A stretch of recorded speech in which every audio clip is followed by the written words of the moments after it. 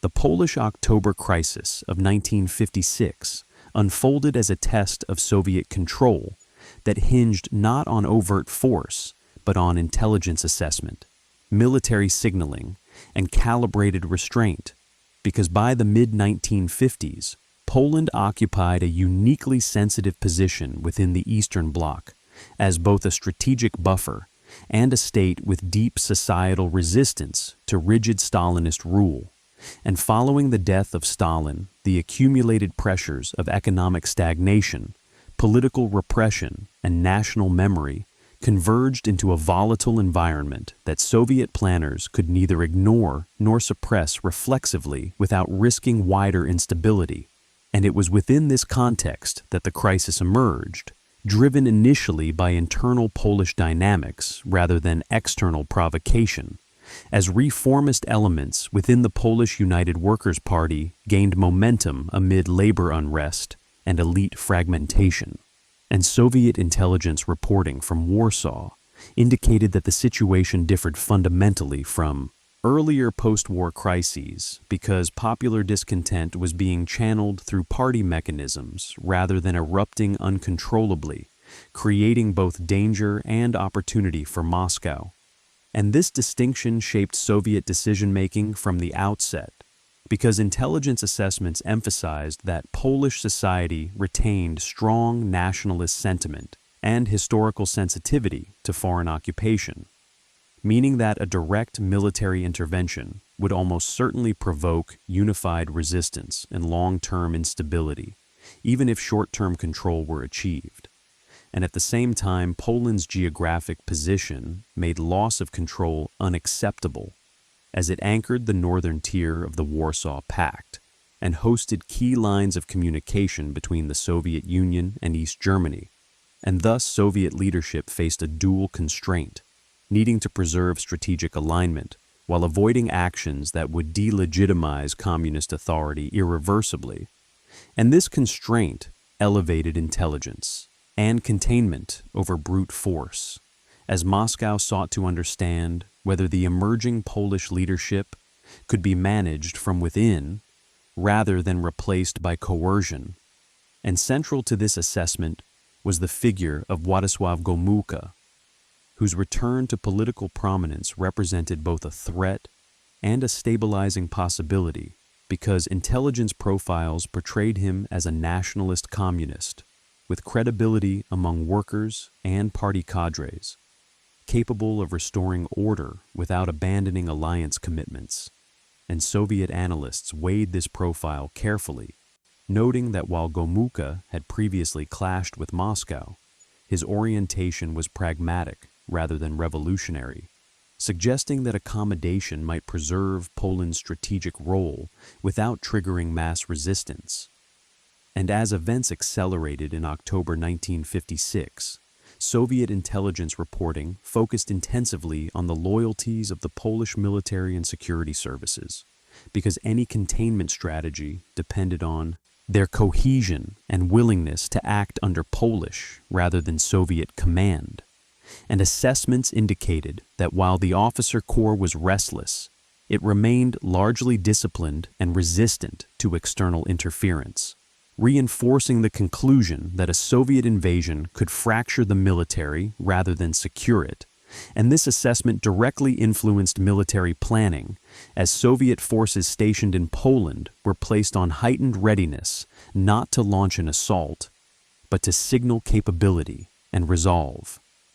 A posture designed to deter unilateral Polish moves while buying time for political negotiation.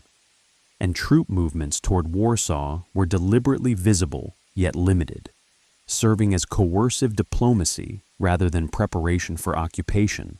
And this signaling was closely coordinated with intelligence feedback, as Soviet commanders reported on Polish reactions to each movement, allowing Moscow to adjust posture dynamically rather than committing irreversibly. And the decision to pursue negotiation over invasion was not predetermined, but emerged from continuous reassessment, as intelligence from party channels, military attachés, and security services suggested that Polish demands centered on autonomy within socialism, rather than withdrawal from the bloc. And this distinction was critical because it allowed Soviet leadership to frame restraint as a calculated defense of alliance integrity, rather than as a concession under pressure. And during the peak of the crisis, high-level Soviet delegations traveled to Warsaw, accompanied by intelligence officers whose task was to gauge the balance of forces within the Polish leadership in real time, reporting on factional alignment, crowd behavior, and the disposition of security units. And these reports reinforced the conclusion that a negotiated outcome would stabilize the situation more effectively than force, provided that Poland reaffirmed its treaty obligations and military alignment.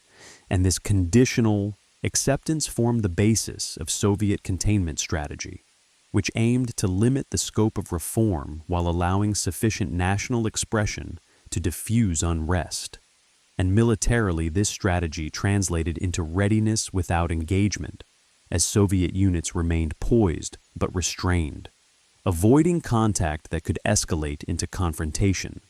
And this restraint was not passive but actively managed, as rules of movement and engagement were tightened to prevent unauthorized actions that could trigger violence, reflecting an understanding that escalation could occur through miscalculation as easily as through intent. And intelligence played a central role in enforcing this discipline by monitoring both Soviet and Polish units for signs of breakdown or provocation. And by late October, the balance tipped decisively toward accommodation, as Gomulka's consolidation of authority demonstrated that internal control could be restored without abandoning alliance commitments, validating earlier intelligence assessments and confirming that restraint had preserved Soviet strategic interests at lower cost than invasion. And this outcome reshaped Soviet crisis management doctrine by demonstrating that political intelligence and calibrated military signaling could achieve containment where force would fail. And the Polish October crisis thus stands as an early example of Soviet restraint, driven not by weakness but by informed calculation, in which intelligence assessments about nationalism, military cohesion, and leadership legitimacy constrained the use of force and enabled a negotiated stabilization that preserved bloc integrity while avoiding the catastrophic consequences of occupation. And in this sense, the crisis revealed how Cold War control within the Eastern Bloc could be maintained through managed flexibility rather than uniform repression, setting a precedent for differentiated responses to unrest that would inform Soviet decision-making in subsequent years. As the Polish October crisis intensified during the second half of October 1956, Soviet containment strategy entered a phase of heightened sensitivity in which intelligence assessment and military discipline became inseparable, because the margin for error narrowed as popular mobilization expanded and political authority in Warsaw remained fluid. And at this stage, Soviet leaders were acutely aware that events in Poland were unfolding simultaneously with the Hungarian uprising, amplifying the stakes of any action and forcing Moscow to differentiate responses without appearing inconsistent or weak. And intelligence reporting emphasized that, unlike Hungary, Poland's unrest was being channeled through party negotiations rather than armed revolt, a distinction that reinforced the argument for restraint, but also demanded precise monitoring to ensure that containment did not drift into loss of control. And to that end, Soviet intelligence services intensified surveillance of Polish Party Congress, proceedings, internal security communications, and military command channels, seeking early indicators of defection, radicalization, or coordination beyond acceptable limits. And these efforts revealed a pattern of disciplined nationalism rather than revolutionary breakdown, as Polish leaders articulated demands for greater autonomy while reaffirming core alliance commitments, a pattern that reassured Moscow that accommodation could be structured rather than improvised. And militarily, this intelligence picture translated into a posture of controlled proximity, as Soviet armored units maneuvered near key transport nodes and urban approaches without entering Warsaw, maintaining pressure while avoiding contact that could ignite confrontation. And these maneuvers were accompanied by strict command and control measures designed to prevent unauthorized movement or engagement, reflecting awareness that a single clash could cascade into broader conflict. And Soviet commanders reported regularly on troop morale and readiness, ensuring that restraint did not erode discipline or create ambiguity about intent. And this internal monitoring was as important as observation of Polish forces, because Soviet leadership understood that containment required cohesion on both sides of the line, and politically, the decision to negotiate directly with Gomułka represented a calculated risk informed by intelligence assessments that his legitimacy among workers and officers made him the only figure capable of stabilizing the situation without external force. And during negotiations, Soviet representatives tested this assessment by pressing for explicit guarantees regarding Poland's continued participation in the Warsaw Pact and the presence of Soviet forces, using intelligence feedback to gauge whether concessions would undermine or reinforce Gomułka's authority domestically. And this iterative process illustrated how containment was managed dynamically rather than imposed, through fixed demands, with intelligence serving as a real-time corrective to assumptions about leverage and risk, and the willingness to accept Gomułka's leadership despite past conflicts signaled a shift in Soviet crisis management toward pragmatic evaluation of outcomes rather than doctrinal purity. A shift driven by recognition that legitimacy within Allied states could not be manufactured solely through coercion. And as negotiations progressed, Soviet intelligence noted a decline in mass agitation and an increase in confidence among Polish security organs, indicating that internal control was consolidating. And this consolidation reduced the perceived necessity of invasion, while increasing the potential costs of intervention, reinforcing restraint as the rational course. And at the same time, intelligence assessments warned that excessive pressure could reverse these gains, radicalizing public opinion and fracturing the Polish military. And these warnings shaped the tone and content of Soviet demands, which focused narrowly on strategic essentials while allowing symbolic concessions that satisfied nationalist sentiment. And by the end of October, this calibrated approach had produced a fragile but functional equilibrium in which Soviet forces remained in place without intervening, and Polish leadership reaffirmed alliance commitments while asserting greater autonomy. And this outcome validated the intelligence-driven containment strategy by demonstrating that restraint, when combined with credible military signaling and informed negotiation, could preserve control without occupation. And the Polish October crisis thus entered its resolution phase, not through decisive action, but through the disciplined management of uncertainty, in which intelligence served as the primary instrument for distinguishing tolerable deviation from unacceptable threat, enabling Moscow to avoid the irreversible costs of invasion while maintaining the strategic integrity of the Eastern Bloc. As the immediate crisis atmosphere began to recede in late October and early November 1956, Soviet intelligence and military planners shifted from acute containment to consolidation, focusing on ensuring that the negotiated outcome in Poland did not unravel under pressure from internal factions or external perception,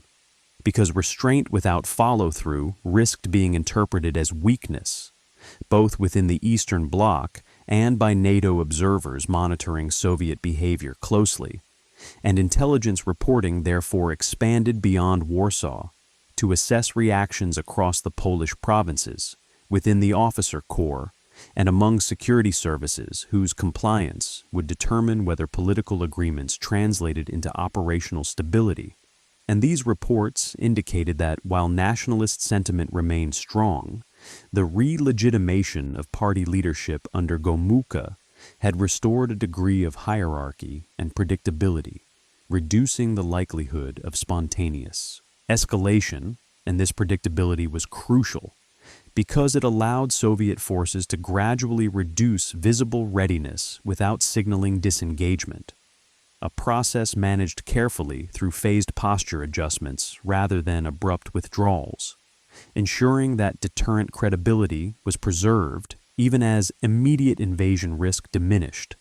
and military commanders were instructed to maintain readiness levels sufficient to respond to unforeseen developments, while avoiding movements that could be misread as preparation for intervention, reflecting an understanding that signaling now had to reinforce stability rather than coercion.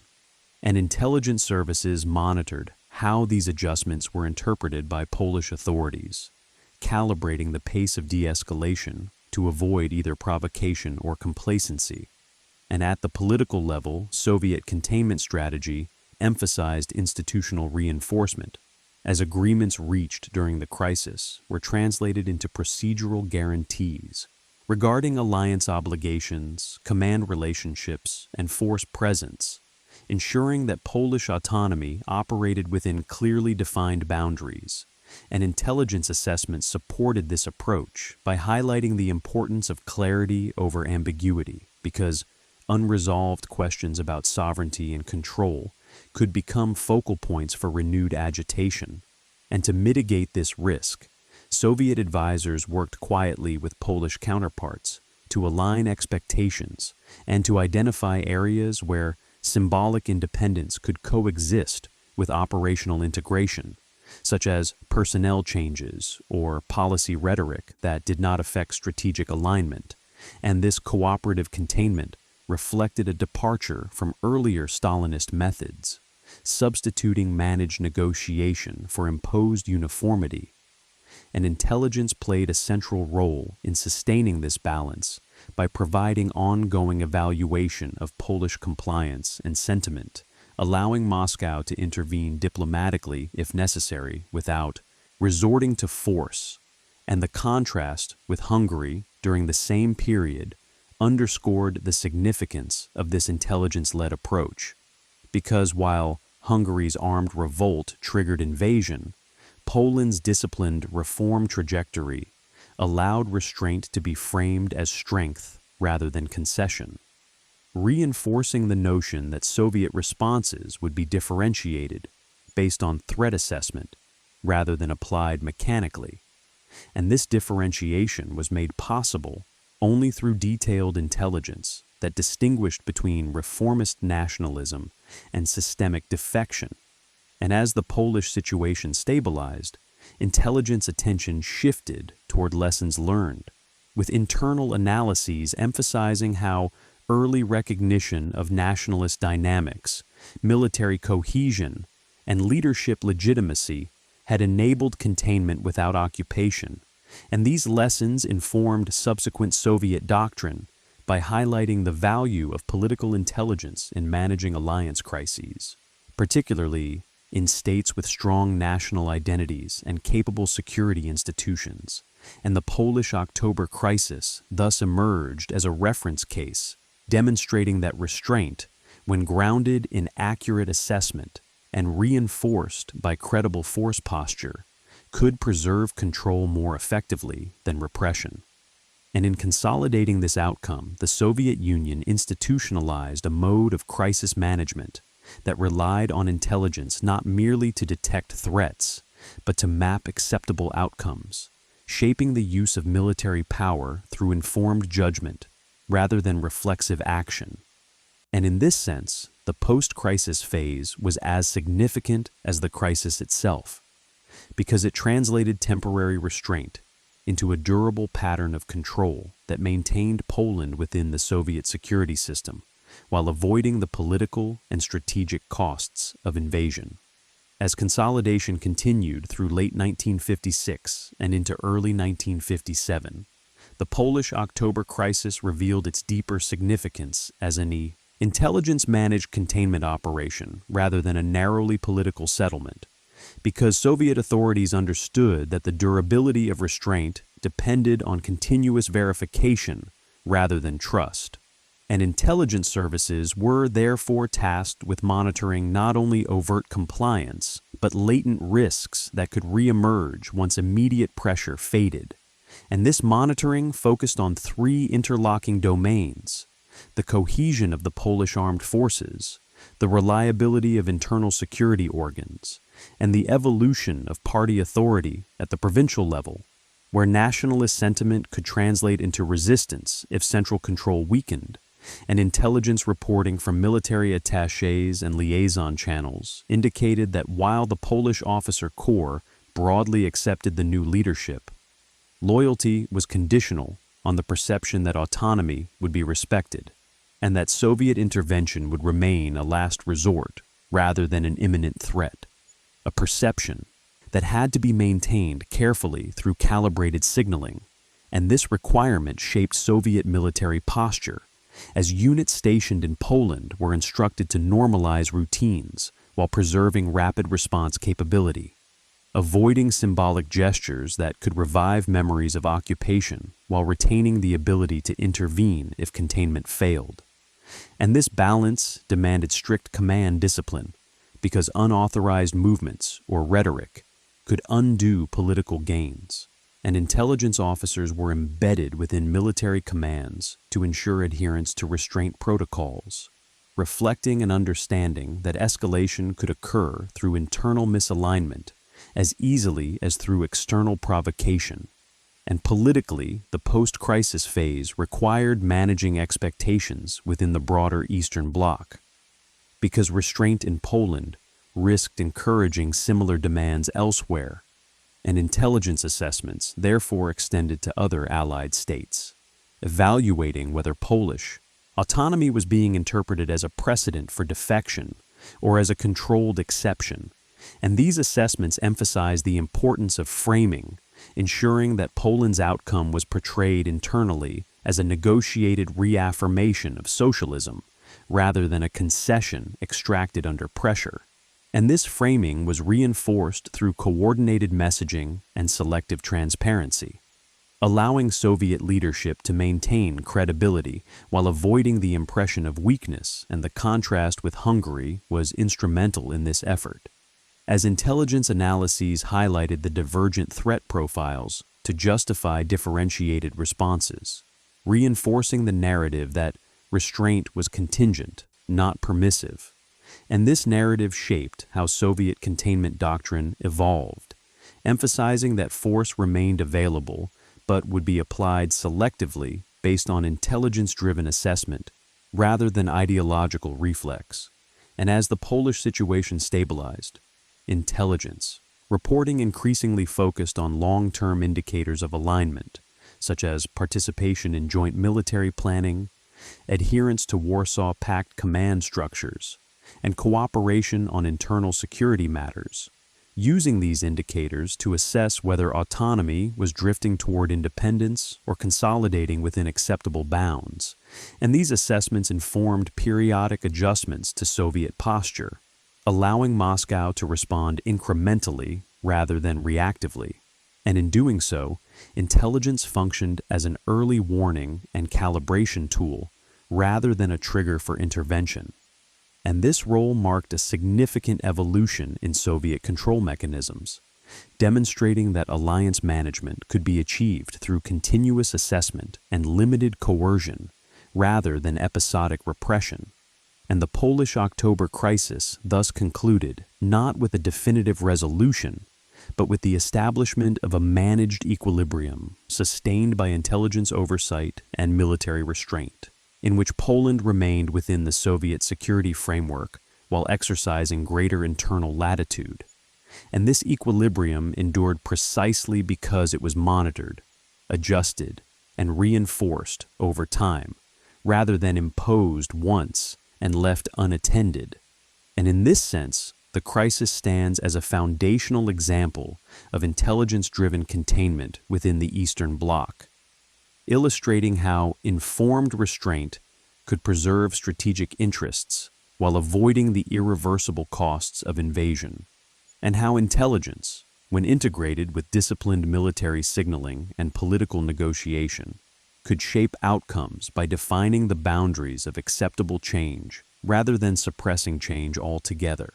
As the Polish October crisis settled into this managed equilibrium, its implications for Soviet intelligence and military doctrine became clearer, because the episode demonstrated that containment within the Eastern Bloc could be achieved through continuous assessment and calibrated pressure rather than episodic force.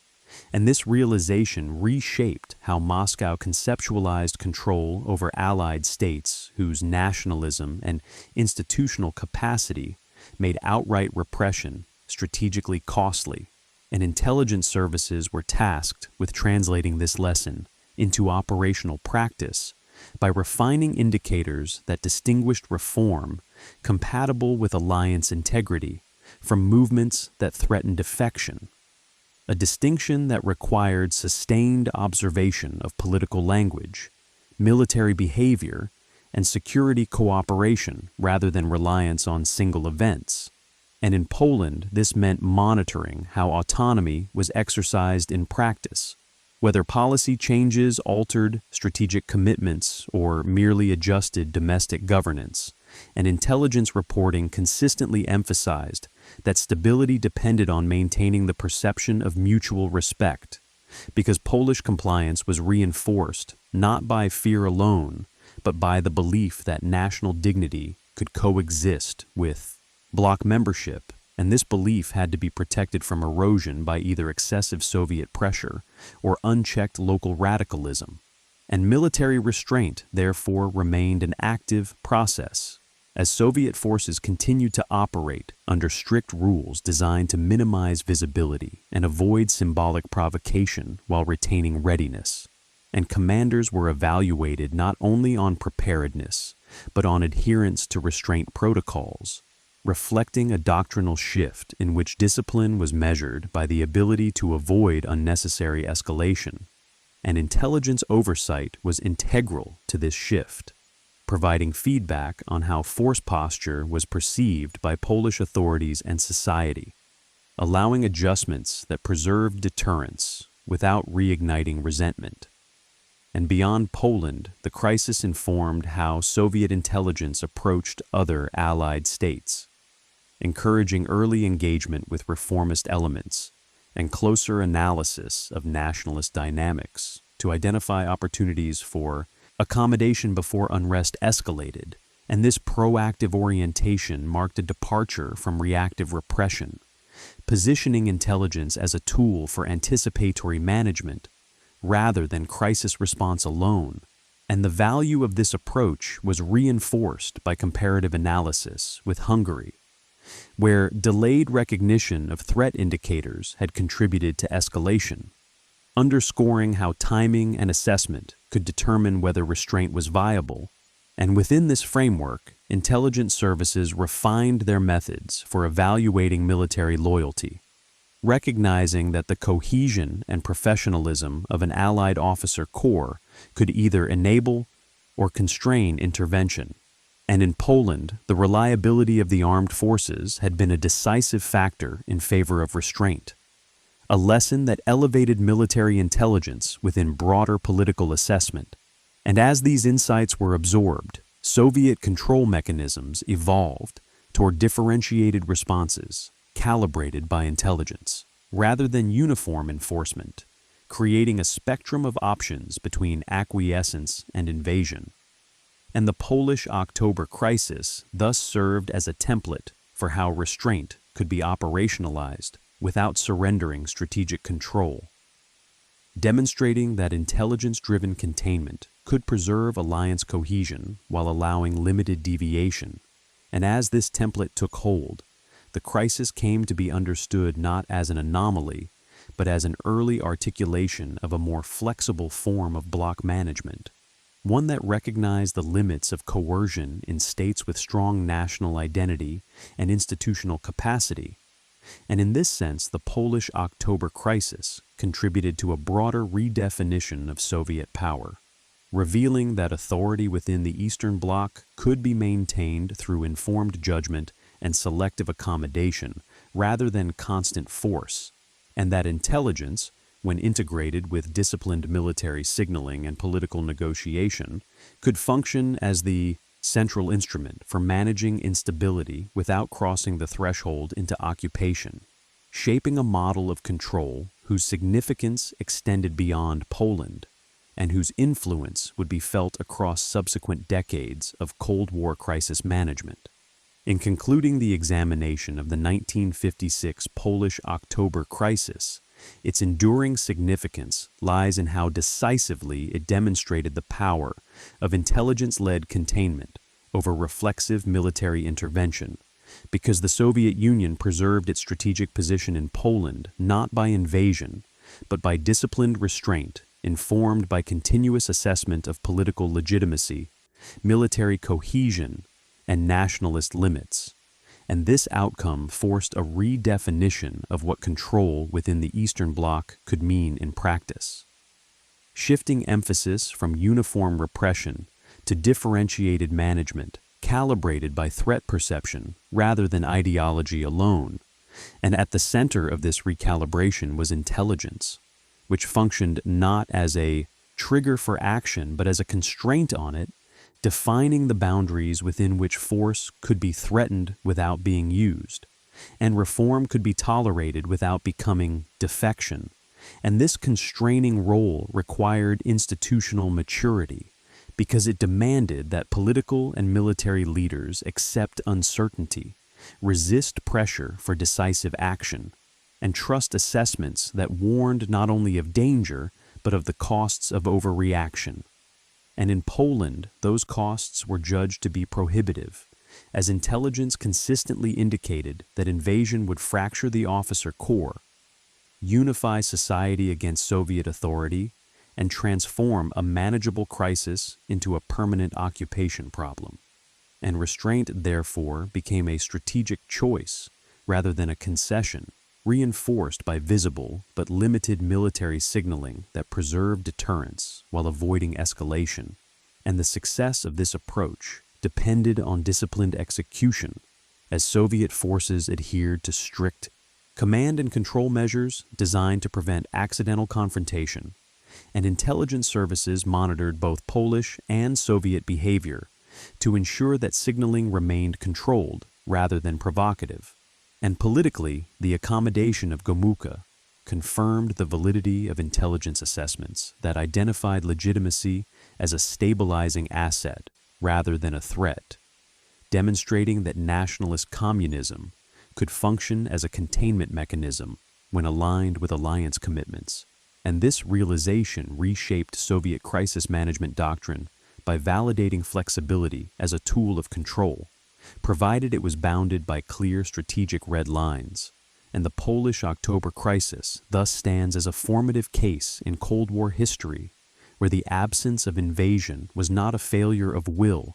but a success of judgment, achieved through the integration of intelligence, military discipline, and negotiation into a coherent containment strategy, and its lessons reverberated beyond Poland by establishing a model for how unrest within Allied states could be managed without resorting immediately to force, influencing subsequent Soviet responses to instability and shaping a more differentiated approach to bloc governance. And in this final view, the crisis reveals that power during the Cold War was exercised as much through the ability to refrain from action as through the capacity to impose it. And that intelligence, when used to map acceptable outcomes rather than justify predetermined ones, could preserve strategic control at far lower cost than occupation, making the Polish October crisis a defining example of how restraint, informed by accurate assessment and enforced through disciplined military signaling, could succeed where invasion would have failed, leaving a legacy of intelligence-driven containment that remains one of the most consequential yet understated episodes of Cold War crisis management.